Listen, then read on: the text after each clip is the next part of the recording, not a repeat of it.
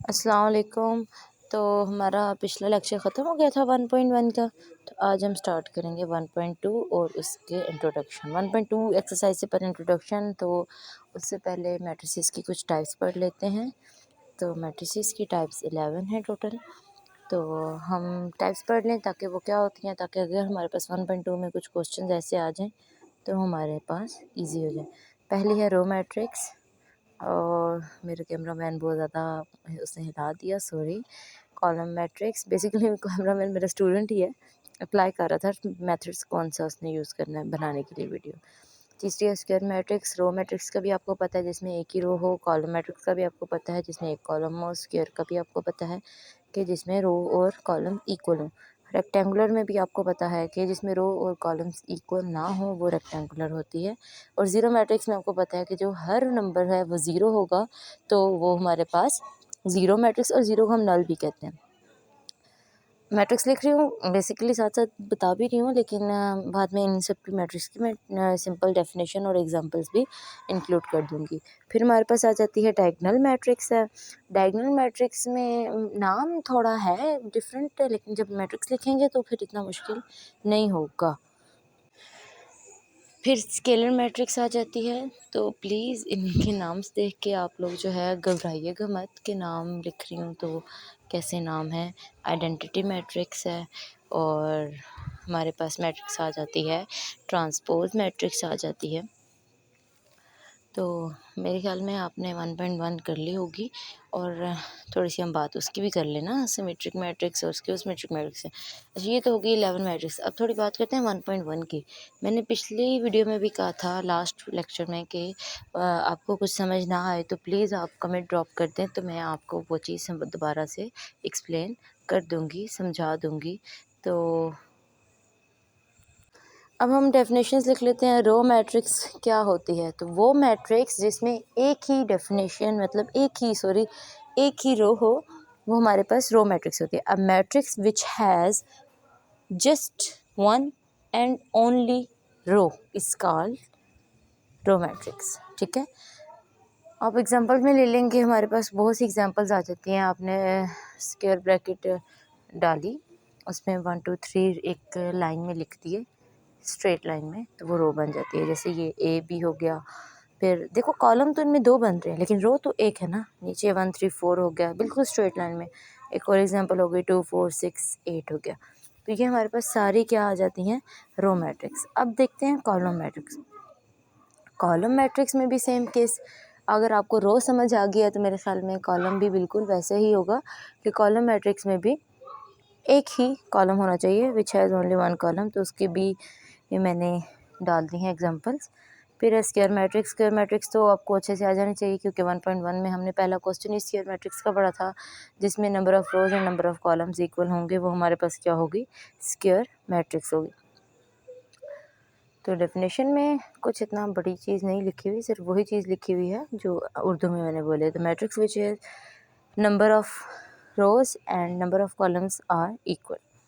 तो अभी ये देखें, जैसे ये है एल एम। मैंने बेसिकली ज़्यादा एग्जांपल्स वही दिए हैं जो आपकी बुक पे हैं, एक्स्ट्रा से कोई भी एग्जांपल नहीं दी है, वही एग्जांपल दी है जो आपकी बुक्स में है ताकि आपको इजीली समझ आ जाए। तो ये देखें 3 रोज़ हैं 3 कॉलम्स हैं।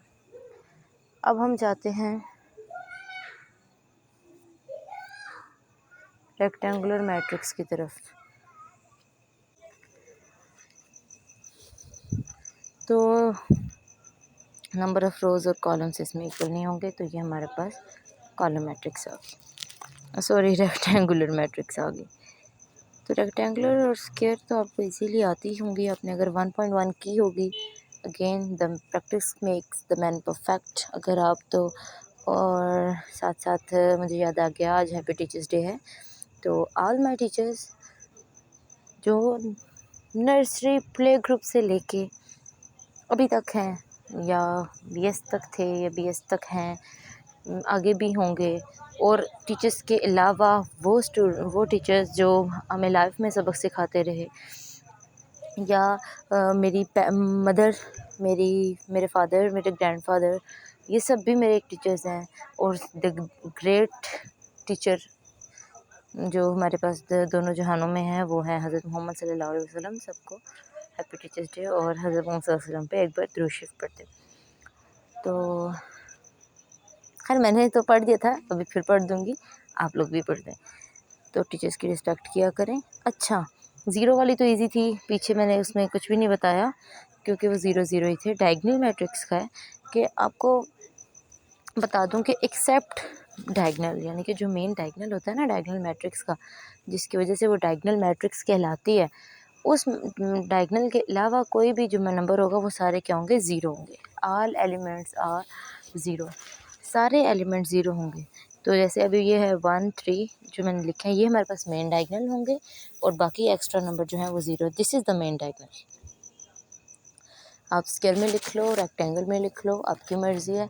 बेसिकली ये रेक्टेंगल में लिखी नहीं जाती, डायगोनल हमेशा स्क्वायर में ही लिखा जाता है क्योंकि रेक्टेंगल में 3 बनता नहीं है, 2 बनता नहीं है। ये देखें, ये भी बाकी सारे ज़ीरो और मेन डायगोनल 2 3 -5, और ये इसे मेन डायगोनल भी कहा जाता है। तो अगली हमारे पास मैट्रिक्स आ जाती है जी, मेन डायगोनल की डेफिनेशन है, sorry, start at the top and left at the bottom.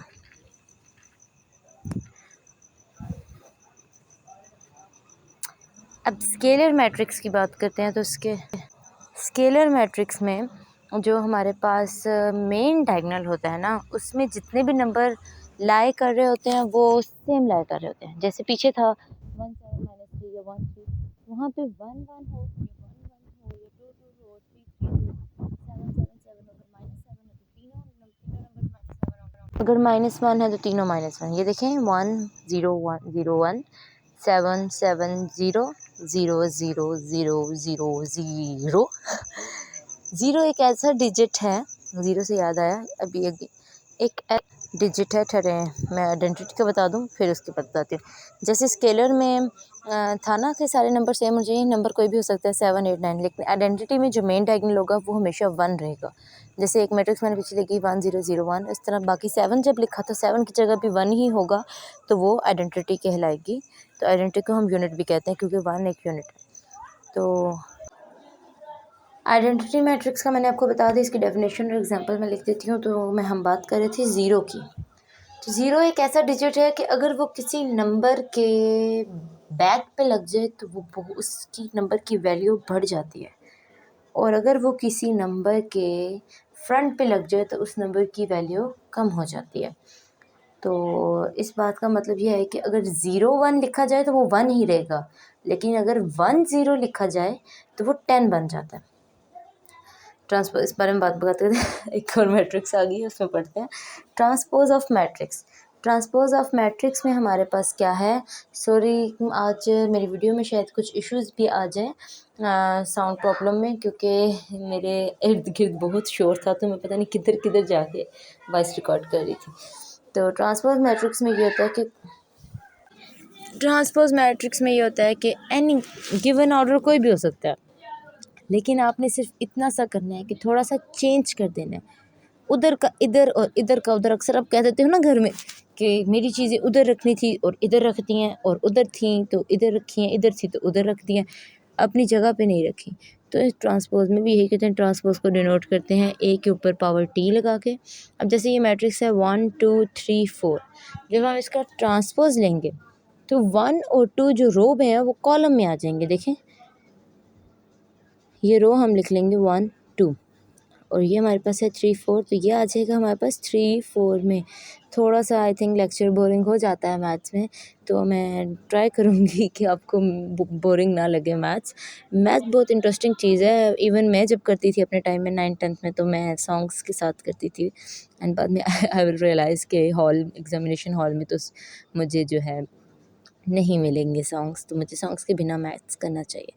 तो symmetric matrix, square matrix are said to be symmetric matrix, यानी कि जो स्क्वायर मैट्रिक्स है उसी को हम सिमेट्रिक कह सकते हैं। लेकिन सिमेट्रिक मैट्रिक्स में हमारे पास सिंपल इतनी सी चीज़ होती है कि हम ट्रांसपोज जो लेते हैं ना, ठीक है, हम जो ट्रांसपोज लेते हैं वो इक्वल होना चाहिए उसी मैट्रिक्स का जिसका लिया है। सेम नंबर है। ट्रांसपोज जैसे अभी पीछे लिया ना 1 2 3 4, तो वो क्या हो गया था 1 3 2 4 हो गया था। लेकिन इसमें ऐसा होना चाहिए कि ट्रांसपोज लेने के बाद भी मैट्रिक्स वही रहे जो क्वेश्चन था, क्वेश्चन चेंज नहीं होना चाहिए। यानी कि रेड कलर के 2 ड्रेसेस आपके पास हैं, ठीक, और आपने एक टांग दिया कील के ऊपर जो आपके घरों में है, एक आपने रख दिया कबर्ड पे, दोनों सेम है, आपको नहीं पता चलेगा कि कौन सा नया है या कौन सा धुला हुआ है और कौन सा नहीं। तो ये बात होती है थोड़ी सी, और इतना इशू नहीं है। देखिए सेम रहा तो ए इक्वल जो हो गया वो ट्रांसपोज के, तो इस वजह से इसे सिमेट्रिक कहा जाता है। इन मैट्रिक्स की टाइप्स को पहले पढ़ने का मकसद यही है कि अगली एक्सरसाइजेज में ये काम आएंगी और आपको ईजी लगेंगी। तो मैथ्स को थोड़ा इंटरेस्ट लो यार, बहुत चिल करो। मैथ्स एक ऐसा सब्जेक्ट है जिसके साथ सारे आके मिलते हैं। केमिस्ट्री भी इसको मिलता है, बायो भी इसके साथ मिलती है, इसला मैं कह रही हूँ, सॉरी फिज़िक्स भी इसके साथ आके अटैच होती है। तो मैथ्स अकेला नहीं है, मैथ्स के साथ सारे आके मैथ्स में आते हैं।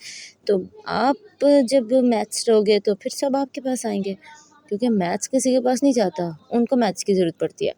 तो a square matrix a set skew symmetric. Skew symmetric इसको क्यों बोला जाता है कि ट्रांसपोज लेने के बाद उस मैट्रिक्स के साथ हम माइनस मल्टीप्लाई कर दें या कॉमन ले लें तो वो मैट्रिक्स दोबारा क्वेश्चन बन जाती है, तो इस वजह से इसको स्क्यू कहा जाता है। तो ये इक्वल होती है A transpose equal to minus A. मेरी स्टूडेंट आना चाह रही थी बीच में बट आई नहीं है, मस्ती कर रही थी, सॉरी अगर किसी को इशू हो गया हो तो ये लिख दिया। देखें अब 0 - 3 3 हो गया, वही चीज़ माइनस लिया मैंने कॉमन, तो ए ट्रांसपोज माइनस ए के